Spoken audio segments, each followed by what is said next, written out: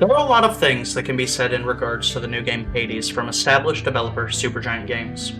It is a fun gameplay loop, rewarding combat, and each run is distinctly different from the last. It's hard to review a game like Hades objectively, because it hits all the right notes when you're playing.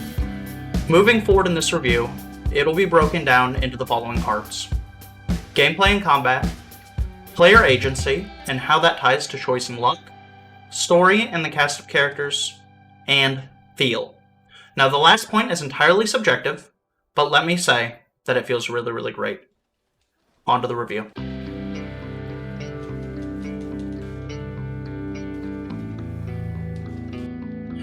In regards to gameplay, it feels incredibly snappy. Throughout your playthrough, you'll unlock a series of weapons ranging from the basic broadsword to a literal gun and mortar combo. And across all the weapons, you'll find different ones that you prefer over another. You'll find different weapon and perk combos that you prefer.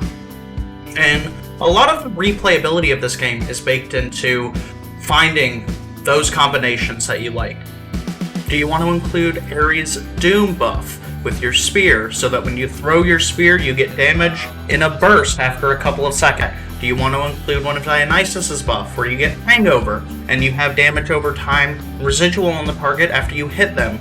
There's an infinite number of ways that you can kit out these weapons with the different upgrades that you receive from the various gods who visit Zagreus throughout your playthrough, and each and every one feels unique from the last. Now, you don't have all the weapons at the start. As you progress through the game, you'll find keys, and those keys will allow you to unlock different weapons as you go through and inevitably die. You'll start the process over, and as you start the process over, you'll be able to get new abilities, new kits, new upgrades, and that is where the game loop really, really shines. Now, like I said earlier, my favorite weapon was the spear, but for how weapons behave, they can be completely altered using the Daedalus upgrade system. As an example, the spear special generally throws the spear, and then you're able to recall it, but a certain Daedalus upgrade increases the thrown damage of the spear, but dramatically decreases the range. And for me and how I like playing, this completely borked my run, as I wasn't comfortable with my positioning after having to get in closer to the enemies than when throwing my spear at range. I very, very, very highly encourage you to try different weapons, try different upgrades, see what works for you, see what you have the most fun with as you're trying to, ascend out of Tartarus. You're guaranteed to find some surprising combos that you'll absolutely love. Now, in the next part of this review, what we're going to be discussing is player agency, luck, and choice, which is why I say player agency. How that will affect your game, and what some of the best choices that we can make are when we're playing Hades. As you're traversing your way towards freedom out of Tartarus, you'll come across a procedurally generated series of rooms, culminating in a boss fight at the end of each level. And the choices that you make can completely make or break your run. Now, with that being said, you can have a run completely dumpstered by RNGesus simply by hamstringing you at every new encounter. Now, there's a lot of decision making by the player as you navigate the rooms. Are you going to go for a room where you can refresh your health using the gold that you've picked up from mobs that you killed along the way? Maybe you see Dionysus as an option for a room and you think the Hangover buff can help you with the boss at the end of the encounter. You can't choose both, so you have to manage your health as a resource and balance that between your gold and missing out on ways to improve your kit. In later levels, the game furthers this risk and reward structure by offering challenges. You'll come into a room where there are two gods vying for your attention. However, the one you don't choose will feel scorned and will present you with a challenging wave of enemies. Once those enemies are cleared, you get a second upgrade, but it's probably at the cost of some of your precious health bar at that point. Hopefully, you come across somewhere where you can replenish before the boss fight, but in Hades, because it's procedurally generated, that isn't a certainty, and now you have to take the gamble and rely on quick reflexes and your kit to dispatch the enemies. Supergiant has struck a perfect balance between player choice and luck. The game has managed never to feel unfair or insurmountable, even on the worst run. Regardless of what upgrades you get throughout your run, there's always a way to make it work. It's just up to you to figure out how.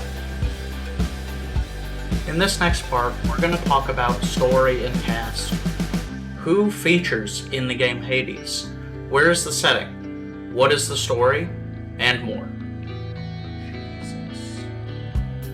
Now, the reason that I've left story to this point in the review is that the story is not something that's immediately presented to you.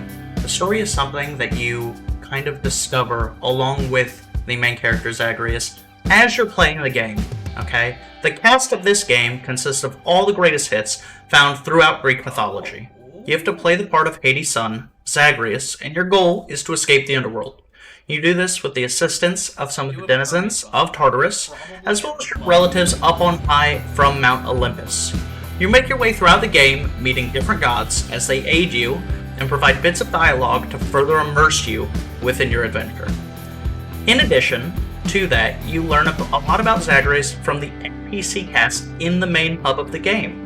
Throughout your playthrough of the game, you'll find ambrosia or nectar, and you can gift that to the various gods and NPCs that you'll see, and that will unlock different dialogue. It will also unlock trinkets for your playthrough, and a lot of this dialogue is where you see the story of Zagreus and his escape from Tartarus really flesh itself out. As Zagreus discovers the truth about himself and his family, it further incentivizes you, the player, to keep pushing through so that Zagreus can come to fulfill his quest of escaping Tartarus. Now, I don't want to spoil characters or the story here because it's 100% worth your time to experience, and there's certainly enough replayability here to support following Zagreus to the end of his journey. I know I will, and I hope you do too. Just like I said at the beginning of this review, the game feels absolutely fantastic.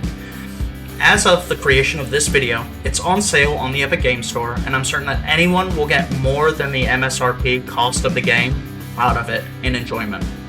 I see this easily being a strong contender for Game of the Year. If you enjoyed my review of Hades, please make sure to give it a thumbs up and subscribe here on my channel. And if you want to make sure you don't miss any notifications, please again, make sure that you hit the bell so that you know when we release a new video. Also, if you have any requests, suggestions of games that you would like me to review, please make sure to leave them in the comments below. Thank you again for stopping by my channel and watching my review of Hades. It's been an absolute pleasure. I'll see you on the next one.